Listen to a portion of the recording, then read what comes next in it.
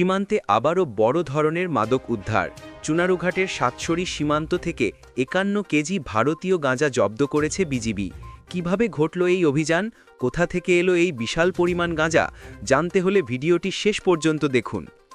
হবিগঞ্জে চুনারুঘাট বাংলাদেশ ভারত সীমান্তের একটি গুরুত্বপূর্ণ এলাকা, আর এখানেই সাতছড়ি বিওপির আওতাধীন ১৬ নম্বর চা বাগান এলাকায় শুক্রবার সন্ধ্যায় বিজিবির হাতে ধরা পড়ে ৫১ কেজি ভারতীয় গাঁজা। গোপন সংবাদের ভিত্তিতে ৫৫ বিজিবির একটি বিশেষ টহল দল ওই এলাকায় অভিযান চালায়। সীমান্তের ঝোপঝাড়ের আড়ালে লুকিয়ে রাখা ছিল বিশাল পরিমাণ এই গাঁজা। উদ্ধারকৃত সবগুলোই মালিকবিহীন ছিল, অর্থাৎ পাচারকারীরা পালিয়ে যেতে বাধ্য হয়।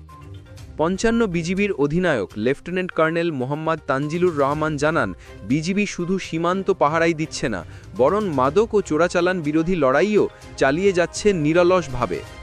আমাদের এসব অভিযানের ফলে পাচারকারীরা ক্রমেই কোণঠাসা হয়ে যাচ্ছে।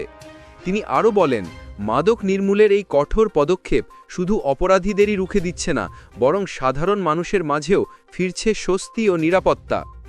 সীমান্ত এলাকা হওয়ায় এই অঞ্চলটি দীর্ঘদিন ধরেই মাদক চোরাচালানের রুট হিসেবে পরিচিত, কিন্তু বিজিবির কড়া নজরদারির কারণে সাম্প্রতিক সময়গুলোয় বড় বড় চালান একের পর এক ধরা পড়ছে।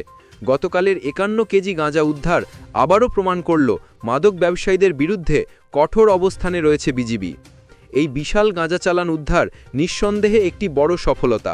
আপনারা কি মনে করেন, সীমান্ত এলাকায় মাদক নির্মূলে আরও কী ধরনের পদক্ষেপ নেওয়া উচিত? আপনার মতামত কমেন্ট করে জানান।